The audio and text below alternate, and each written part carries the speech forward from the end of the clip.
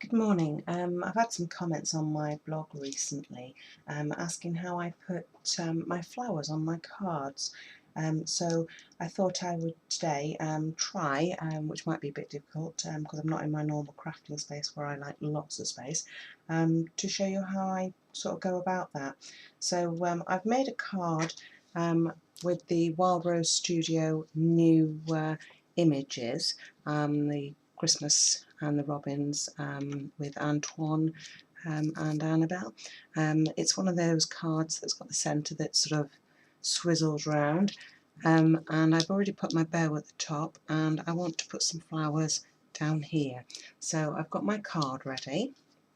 The next thing that I'm going to show you that I've got is I have an odds and sods, what I class as a tin of leaves that when I have some leftover greens or creams that I'm using, I just sort of tend to punch out a variety of different leaves. This is my Christmas leaf tin, and I've got small hollies, small leaves, and these bigger ones, and these are all woodware punches that I've used. So I've got some leaves that I'm going to sit on the top right hand corner, left hand corner there. The next thing I've got, and I don't know how this is going to show, but a little box that I made at some point, and I found a new use for it, is a selection of what I class as Christmas colour flowers. Now these are all different flowers from various places. These ones here are from the hobby house, the poinsettias in the large. They do the small, they do them in white as well as the red. These ones here are Click It for Crafts, and they're like white lilies. And then I've got various roses from Click It for Crafts as well. I've got some stamens. But what I do when I get my flowers is I nip off all the bottoms, not too close, leaving a little stubble so that I can bend it over, because what you'll find is that these bottom greenery ones, and probably the bottom few, will actually come off on the majority of flowers that you buy. If you just leave that little stem, it allows you to just push it over a little bit and hold it, so it holds together. So that's what I've got in my little box. And then the other things that I use are my pin fire glue in my tube. Get it ready, filled up really nice for me. And I have an old hair bottle, excuse the advertising, and it's just got water in it, and that allows me to work with my flowers better. Now, when you buy flowers, they're hard. They've got not much movement to them, and usually the roses, they're all the same shape. And when you look at the poinsettias, sometimes they're a little bit curled, and they're just big and flat. And flowers aren't like that. Flowers have movement in them. They crush up against other flowers. So when you're working with them, what you do is you spritz them. So let me show you. You just, I better move my little piece of paper there, otherwise that'll get spritzed as well. So we're going on to a dark background, but I'm sure you'll still be able to see it. So you spritz your flower, and then you mould your flower, and you make it into what you want it to be, so that it will sit with other flowers. You do this with your paper ones, it's just that it's mulberry paper and it will bend, so you're not stuck to the shape that it bought like. And if I show you the difference, there's the one that you buy. Yeah, it's got a little bit darker because it's been sprayed, but that will dry. And if you want to distress, wait for them to dry. After you've put them on your card, let it dry before you then distress the edges. So that's how I work, and I do that with all my flowers, because naturally flowers don't come, all the same. Okay, so then when I start to look at my card, I normally don't work with the water at the side of me at the same time. So now when I put this flower down, instead of being flat like this one would have been and taking quite a large space, I'm now going to go and I can put that at an angle, either this way or this way, and I can make it sit where I want to, so that the rest of the flowers will also sit with it. So I'm going to do the same. I'm just going to move that slightly out the way so you can see me working on it at the same time. I'm going to spritz this one. I'm going to do this off shot so I don't spray it on the card. I'm sure you can hear me doing it. And again, give it a good old mould with your fingers. Let the water do the work. Move those petals where you want them to be.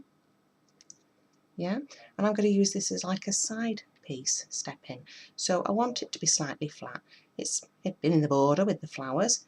It needs to sit there quite nicely. And you see how it will just fit with that because it's wet, it'll move. And then I'm going to find another one of those in my little box. And you can see this one, it's quite an open one. So I'm going to do the same with that one and spritz it again. And then I'm going to mould this one. Okay, so that one will now fit under there, and this red one will move with it. Okay, I've got a space here that I'm not quite keen on, so I'm going to look and see if I can find something that will fit in there quite nicely in my box. And so you don't always, you have to have quite a selection of flowers. Not always the same ones. I'm going to use some of these ones, but they don't need to spritz those ones. But I've got some of those bigger ones that I've got the, I can buy them from the cheapy shops, but they've got leaves on them and they naturally add leaves, so you don't have to. So I'm going to put one of these little cherry blossoms in. Now I buy cherry blossoms from the hobby house, but I also buy quite a few from Click It for Crafts.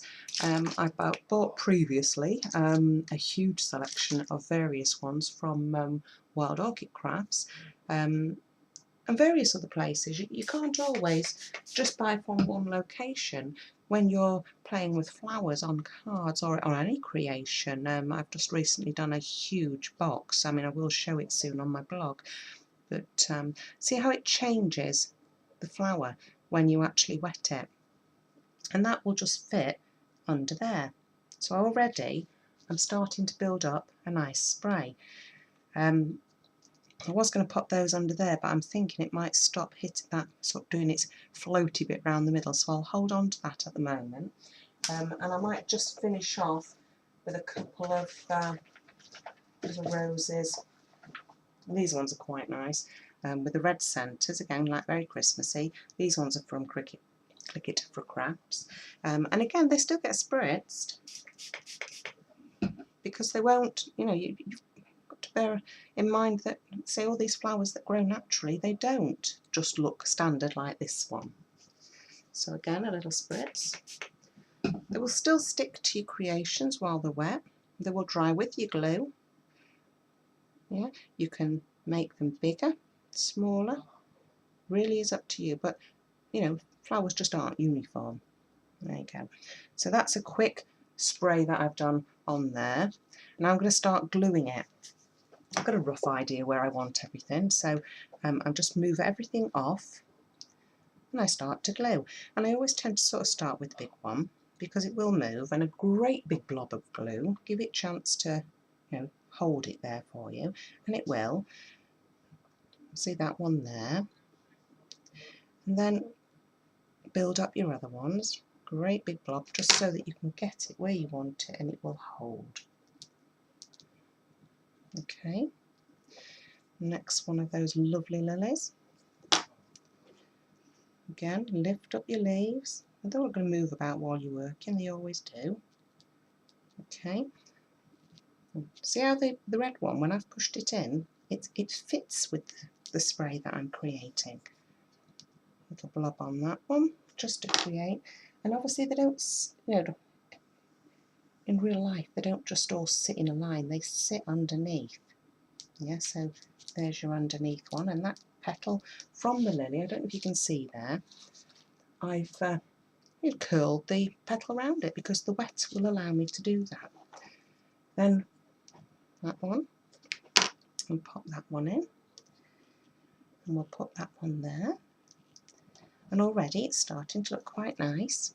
And then I'm going to go on to my leaves, and I literally just pop a little bit underneath and I position where I want.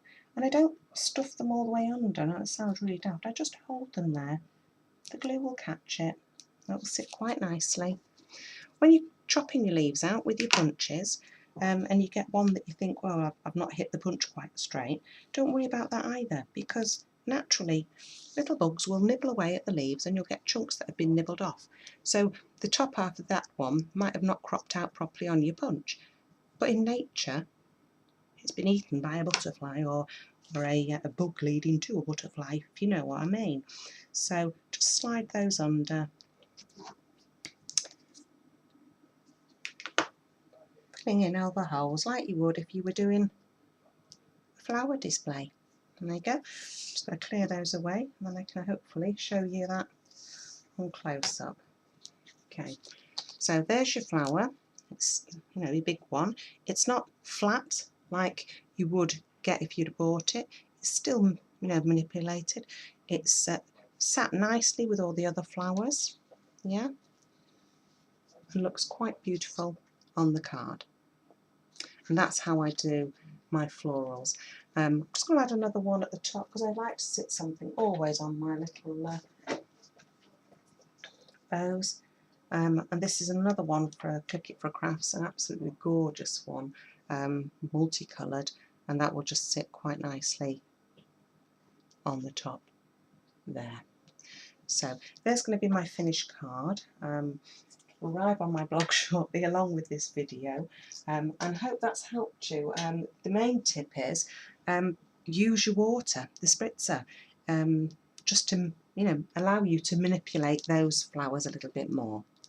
Okay, and that's me for today. Thank you very much.